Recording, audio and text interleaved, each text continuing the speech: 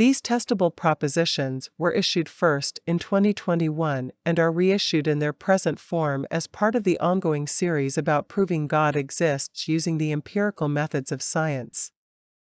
In the author's estimation, there are about 30 different ways the existence of God has been argued. These arguments or proofs are philosophical in nature. The design of the universe, the moral obligation to do good, Pascal wagers, and other carefully crafted arguments are all said to prove God exists. All failed to confirm the fact in a substantial way, because they assume what secularists deny. Christians assume God is visible in the physical world or can be proven to be an essential component of materialist thinking. Atheists only look at what is visible phenomenologically, and the only essential component of the physical world is what can be demonstrated to exist causally. What is the point in presenting ontological and epistemological arguments when unbelievers reject what they cannot feel or see or hear? Pointing out the design and infinite improbabilities of the material world mean nothing to someone who simply adds more time to a rising improbability. The impossible only exists in a time frame that limits possibilities. The 25 testable propositions do not assume the supernatural exists. They are testable using the standard quantifiable methods of empirical validation. The experiment uses liberal democracy as a control group. Extensive data on the performance of liberal democracy exists. The claim or testable proposition is that the test group can and will do better than secularists in a quantified and empirically verifiable way. Each proposition is not only testable in a scientific sense, it is logically coherent with the 24 others. The verification of one proposition substantiates the claim of the others. If experiment 1, 2, and 3 produce positive results, this increases the probability experiment 4 will produce positive results, and so on. At each point of verification, the probabilities of a successful outcome increase. The verification of God's existence is not predicated on any single instance, but on the preponderance of evidence gathered through the life of the experiment. The longer it continues, the greater will be the probability that the proposition of the experiment is true and has been substantiated. 1. The test group formally recognizes God's ownership of the natural world. God is the creator, therefore the owner of the world's resources, not us. This is in keeping with the proposition that authorship defines ownership. The experiment predicts ownership standards and protocols will change because of this experiment. Private and public ownership standards will be abandoned, and a deeper and more complete acceptance of God's ownership of creation will emerge once the test group accepts the absolute suzerainty of God. 2. Eliminating private and public ownership pushes the organization structure of the test group towards the organizational equivalent of a first-century church. The experiment predicts the experiment will cause the test group to shift organizationally closer to the description of a first-century church found in Scripture. 3. The Bible tells the test group they are to care for one another. They are to do unto others in the test as they would have others in the test group do unto them. We are to love our neighbor as ourselves. Adopting biblical teachings is the key to the success of the test. The experiment predicts a new and better understanding of love will emerge through the protocols of the experiment being adopted. Love will become what we do as works and have less to do with how we feel. 4. Liberalism is a centralizing, authoritative organizational model. Biblical organizations are decentralized and non-authoritarian. We predict power and authority will become decentralized in the test subjects.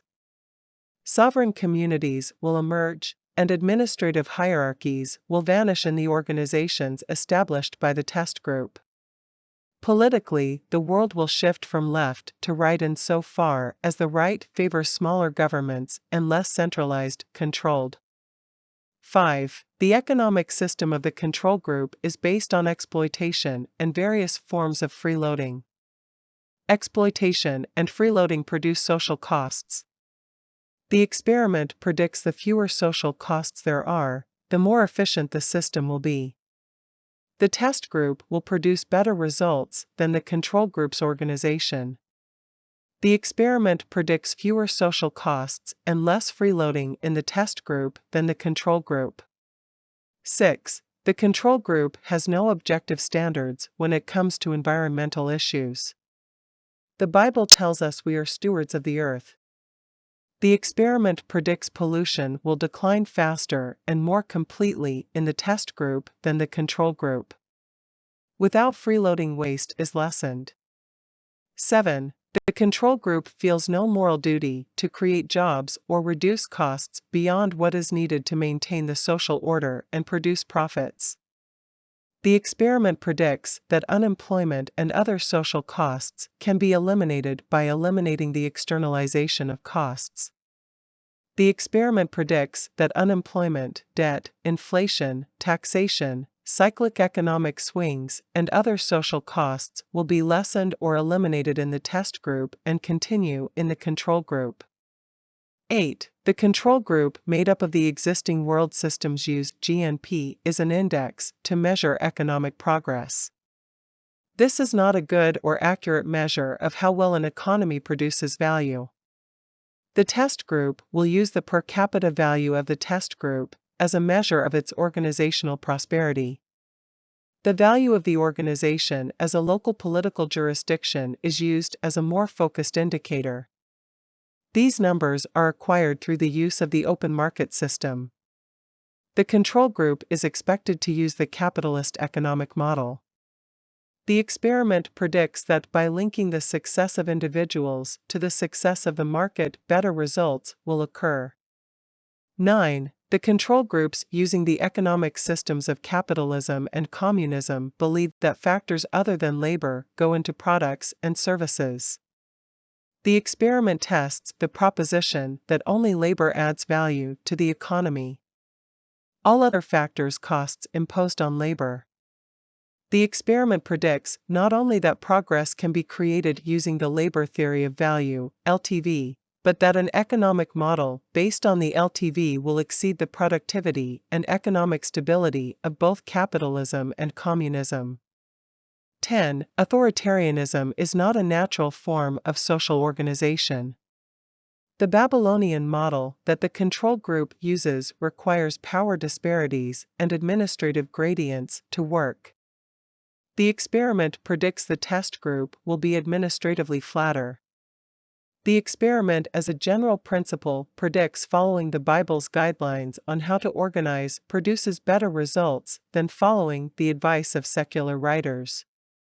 11. Capitalist nations are constantly at war. If the war is not overt, there are struggles over property. When greed rears its ugly head, there are always disagreements about how the economic pie is to be divided. The control group, referred to as the Babylonian System of Organization, BSO, divides the people to maintain power over property. The experiment predicts there will be fewer wars and less social division in the test group than the control group. 12. A major cause of social division is freeloading. The experiment predicts that as social division increases, high rates of crime follow. We predict a sharp reduction in the incidence of crime in the test group when compared to the control group. 13. The monetary system of Babylon is based on debt. The currency used in the control group is an asset owned by private interests. All the accounts created by banks represent debt. All the currency produced through bank lending is negative money. The control group is predicted to go deeper and deeper into debt. The experiment predicts there is no need for debt. The experiment demonstrates an economy can be created without debt that works better than an economy based on debt. The experiment predicts the test group will systematically reduce and finally eliminate debt for the test group. 14. Power disparities create social costs, and social costs can only exist where the ownership of property permits power disparities to exist. Power disparities generate income differentials. We predict equality will increase and power disparities will decrease in the test group and vice versa for the control group during the experiment.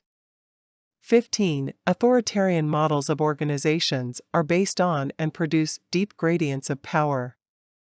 From absolute dictators with slaves and divine kings ruling a landless peasantry. Monarchies are famous for the large gap between the power of the top rung and the powerless of the bottom cohort. Democracy has not erased these hierarchies. The experiment predicts flatter organizational profiles will be found in the test group than the control group. 16. Elites use their power and control over property to avoid paying costs they create. Individuals and groups who do the work and add value to the assets of the world do not necessarily have the power to effect real change.